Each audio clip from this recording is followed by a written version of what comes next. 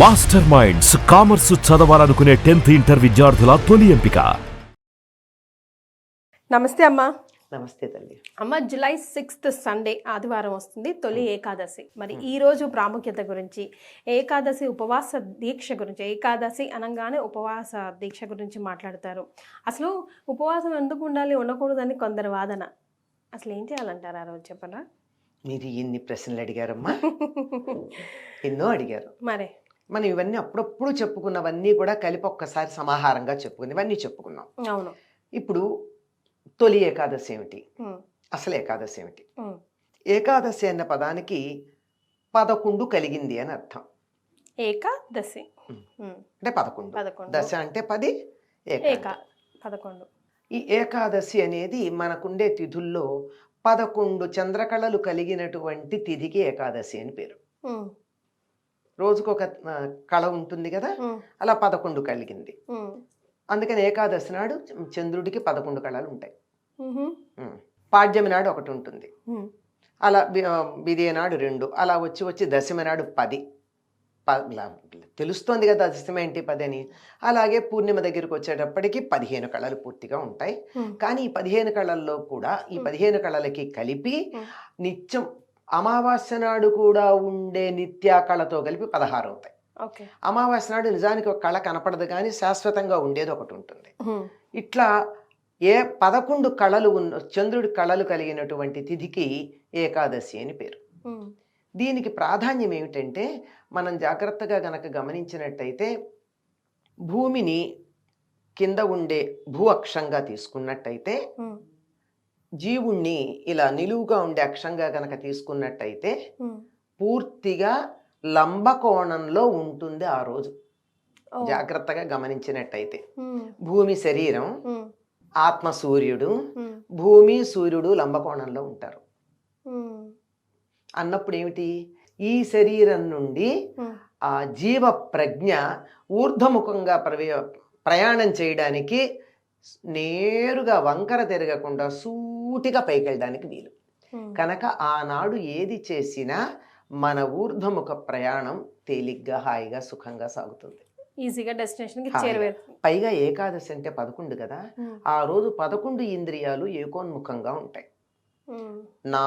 5 జ్ఞానేంద్రియాలు, 5 కర్మేంద్రియాలు, వీటి మీద పెత్తనం చేసే మనస్సు ఈ 11 ఒకే మార్గంలో ప్రయాణం చేస్తాయి ఉంటాయి. అంటే సాధారణంగా ఇప్పుడు నేను మాట్లాడుతున్నాను అనుకో, మాట్లాడుతూ ఉన్నప్పుడు పక్కన ఏదన్నా వినపడితే నా చెవి అక్కడికి ఎడుతుంది, నోరు మాట్లాడుతోంది, ఎదురుగా నువ్వు వేసుకున్నటువంటి వస్త్రం ఏ రంగులో ఉంది అని కన్ను చూస్తోంది కదా. అన్ని సందర్భాల్లోనూ మనం గమనించాం. అప్పుడప్పుడు ఇలా 5 ఇంద్రియాలు వాటి ఇష్టం వచ్చినట్టు ప్రయత్నం చేస్తూ ఉంటాయి, కనుక ఒక దాని మీద మనకి కేంద్రీకరణ ఉండదు. కానీ ఏకాదశి నాడు ఏ పని చేసినా 11 ఇంద్రియాలు ఏకోన్ముఖంగా ఉంటాయి. అందువల్ల ఆనాడు జాగ్రత్తగా కాస్త దైవధ్యానం లాంటివి చెయ్యండి. మిగిలిన రోజుల్లో చేసిన దానికన్నా ఎక్కువ ఫలితం ఉంటుంది, వేగవంతంగా ఉంటుంది, ముందుకెళ్ళడానికి వీలవుతుంది అని పెద్దలు మనకి చెప్పారు. అందువల్ల ఏకాదశికి అటువంటి ప్రాధాన్యం ఉంది. ఏకాదశికి హరివాసరం అనే పేరు కూడా ఉంది. అంటే హరివాసరం అంటే దానికి ఉన్న పర్యాయ పదం. హరివాసరం అంటే అర్థం ఏమిటి? హరి అంటే విష్ణువు, వాసరం అంటే రోజు, విష్ణువుకి ప్రీతికరమైన రోజు. నిజానికి శివుడికి కూడా ప్రీతికరమైన రోజే. మన కార్తీక మాసంలో ఏకాదశులు శివుడికి అభిషేకాలు చేస్తాం, పైగా ఏకాదశ రుద్రాభిషేకాలు చేస్తాం ఏకాదశ వారం. ఆ విధంగా 11 సంఖ్యకు అంతటి ప్రాధాన్యం ఉన్నది గనక ఏకాదశి ప్రధానమైంది. ఇటువంటి ఏకాదశులు సాధారణంగా ప్రతి సంవత్సరంలో 24 ఉంటాయి, అధిక మాసం వస్తే 26 ఉంటాయి. ఈ 24 ఏకాదశుల్లోనూ 8ంటికి ప్రాధాన్యం ఉంది. ఏమిటివి అంటే, చాతుర్మాస్యంలో ఉండే 4 నెలల్లో ఉండే 8 ఏకాదశులు. 8 ఏకాదశులు చాతుర్మాస్యంలో 8 ఏకాదశులు. అందులో చాతుర్మాస్యంలో వచ్చే మొదటి ఏకాదశిని తొలి ఏకాదశి అన్నారు. ఈ చాతుర్మాస్యం ఎప్పుడు మొదలవుతుందంటే ఆషాఢ శుద్ధ ఏకాదశి నాడు మొదలవుతుంది. చాతుర్మాస దీక్షలు కూడా తీసుకుంటారు కదా. అది అంటే 4 నెలల దీక్ష.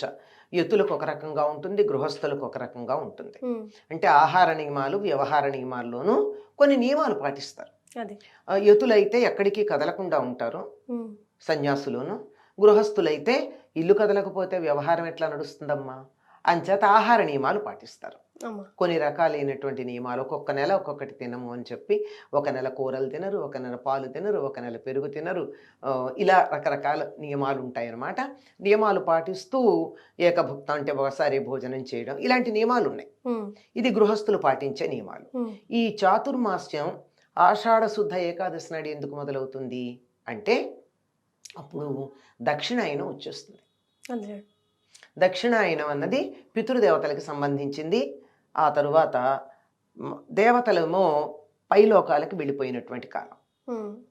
అందుకని ఈ కాలంలో విష్ణువు కాలస్వరూపుడు, కాలస్వరూపుడైనటువంటి శ్రీ మహావిష్ణువు యోగ నిద్ర ముద్రితుడు అవుతాడు, యోగ నిద్రలో ఉంటాడు. మన నిద్ర కాదు అయింది, మనలాగా మూఢ నిద్ర మోహ నిద్ర కాదు అయింది, యోగ నిద్ర.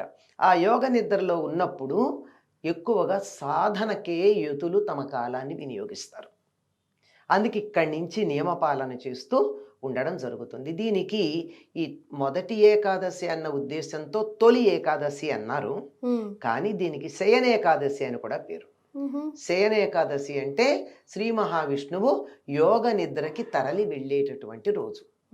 ఆ రోజు ఆయన విశ్రాంతి తీసుకోవడానికి తన అంతఃపురంలో పడక గదిలోకి ఎత్తాడు అని, అంటే మన మాటల్లో చెప్పుకోవడానికి. మన ఇళ్లలాగా ఇల్లు ఉంటుంది, ఆయనకు ఒక పడక గది ఉంటుందని కాదు, మనకు అర్థం అవడానికి ఒక రూపం కల్పన చేసుకుంటే అర్థం అవుతుందని అలా యోగ నిద్రకి వెళ్ళేటటువంటి రోజు గనక ఆయన మరీ మరీ విసిగించకుండా ధ్యానం చేస్తూ ఆయనకి విశ్రాంతి కలిగేటటువంటి ఉపచారాలు చేసుకుంటూ ఉంటాం. మరి అది మరి ఈ రోజు అస్సలు చేయాల్సినవి చేయకూడని పనులు సామాన్యులుగా మనం అంతా ఏంటమ్మా? మీరు ఇందాక అడిగినప్పుడే కొన్ని చెప్పారు మీరు. అసలు ఏకాదశి ఉపవాసం ఏమిటి? 15 రోజులకు ఒక్కసారి గనక పూర్తిగా ఆహారం తీసుకోకుండా గనక ఉన్నట్టయితే ఆరోగ్యం బాగుంటుంది అని చెప్పి జపాను శాస్త్రవేత్తకి పరిశోధన చేసి చెప్పినందుకు నోబెల్ బహుమానం కూడా వచ్చింది కదా. ఓషినోరి సుజుకినో ఉంది ఆయన పేరు, వచ్చింది కదా. అంటే 15 రోజులకు ఒకసారి ఈ శరీరాన్ని ఓవర్హాలింగ్ చేస్తాం, క్లీనప్ చేస్తాం. అప్పుడు అది మళ్ళీ చక్కగా ఉత్తేజితమై చాలా చురుకుగా పనిచేయడానికి వీలవుతుంది. అంటే నేనంటూ ఉంటాను, ఎప్పుడన్నా చాలాసార్లు చెప్పాను అనుకోండి, ఇంకొక నోబెల్ బహుమానం తెచ్చుకోదలుచుకున్న వాళ్ళు ఎవరైనా ఉన్నట్టయితే ఈ బయోటెక్నాలజీ అంటారు ఏదో ఆ సబ్జెక్ట్లో, ఏకాదశి నాడు చేస్తే ఎందుకు ఎక్కువ ఫలితం అనే దాని మీద చేసి కూడా తెచ్చుకోవచ్చు. అది వాళ్ళు చెప్పింది కూడా 15 రోజులకు ఒకసారి కదా. మనం ఏకాదశి అనుకున్నాం, అలా పెట్టుకున్నాం. అది ఎందుకంటే శరీరం ఎప్పుడూ కూడా పని చేయించి అలసిపోతూ ఉంటుంది కనుక అప్పుడప్పుడు దానికి విశ్రాంతి ఇవ్వాలి. పగలంతా ఈ శరీరం పనిచేస్తే రాత్రి విశ్రాంతి ఇస్తున్నామా లేదా? అట్లాగే ఈ జీర్ణ వ్యవస్థ అంతా పనిచేయగా దానికి కూడా ఒకసారి విశ్రాంతి ఇస్తే మర్నాడు కొంచెం వేగంగా హాయిగా పనిచేస్తుంది. అది మామూలుగా ఉండేటటువంటి అర్థం. సరే, ఆధ్యాత్మికంగా మనం చెప్పాం. ఉపవాసం అంటే మన వాళ్ళు ఊరికే ఏం తినకుండా ఉండడం, ఫాస్టింగ్ అంటారు, అది కాదు. ఫాస్టింగ్ కాదు. ఉప అంటే సమీపంలో, వాసం అంటే ఉండడం. ఉపవాసం అంటే భగవంతుడికి సమీపంలో ఉండడం. అంటే మనం తినడం మానేసి కూర్చుని నిద్రపోవడం, ఇంకా ఏదో బానే ఉంది కదా పుస్తకాలు చదువుకుందాం బట్టలు చదువుకుందాం అని చేస్తే కాదు అది. ఆ సమయం అంతా కూడా భగవంతుడికి సమీపంలో ఉండాలి. ఎందుకు అప్పుడు ఉండాలి అని చెప్పారంటే, చెప్పాను కదా, 11 ఇంద్రియాలు ఏకోన్ముఖంగా ఒకే వైపుకు ఉండేటటువంటి కాలం కనుక మనం కంటితో చూస్తూ, చెవితో ఇంకేదో వింటూ, మనసు ఇంకేదో ఆలోచన చేస్తూ కాకుండా మనం రామ అన్నాం అనుకో, మన పంచేంద్రియాలు అక్కడే ఉంటాయి, అప్పుడు ఫలితం ఎక్కువ కదా. అందుకని ఏకాదశి నాడు భగవంతుని యొక్క సమీపంలో ఉండడం అని అర్థం. దానికోసం ఆ రోజే మనం భోజనం చేయకుండా ఉంటే ఉండే సుఖం ఏమిటంటే, వండుకునే పని లేదు, తినే పని లేదు, కడుక్కునే పని లేదు, అరిగించుకునే పని కూడా లేదు. చాలా పెద్ద పని కదా అరిగించుకోవడం. ఏదన్నా తిన్నాక ఇలా కూర్చుంటే నిద్ర వస్తుంది కదా. నిద్ర రాకుండా ఉండాలి అంటే కొంచెం తక్కువ తినాలి. అసలు మానేయమని చెప్పలేదు, కొంచెం తినమన్నారు. అంటే మన లెక్క ప్రకారం. కానీ ఆరోగ్య దృష్ట్యా చెప్పినట్టయితే 15 రోజులకు ఒకసారి పూర్తిగా మానేయమని వాళ్ళు చెప్పారు. అలా ఉండగలిగితే మంచిది. లేకపోయినట్టయితే ఈ రోజుల్లో చాలామందికి నిద్ర లేస్తే ముందు మంచినీళ్ళ కన్నా ముందు మందులు వేసుకోవడం అవసరం. మరి అటువంటప్పుడు మరి వాటికి తగినట్టుగా ఏదో కొంత ఆహారం, ఉపాహారం అంటే ఇంత తిన, మరి ఇంత కాదు, కొద్దిగా శరీరం నిలబడడానికి ఆ మందుకు అడ్డంగా, మరి పూర్వం అనేవాళ్ళు మంచినీళ్ళకి అడ్డంగా ఏదైనా నోట్లో వేసుకునేవారు. అట్లా ఈ మందుకు అడ్డంగా అంతవరకే వేసుకుని పాలు, తేలికగా అరిగేటటువంటి పళ్ళు తీసుకోవచ్చు. తొలి ఏకాదశి నాడు మాత్రం ప్రత్యేకంగా ఆ రోజు నైవేద్యం పెట్టవలసినది, తినవలసినది కూడా చెప్పింది ఏమిటంటే పేలపిండి. పేలపిండమ్మా.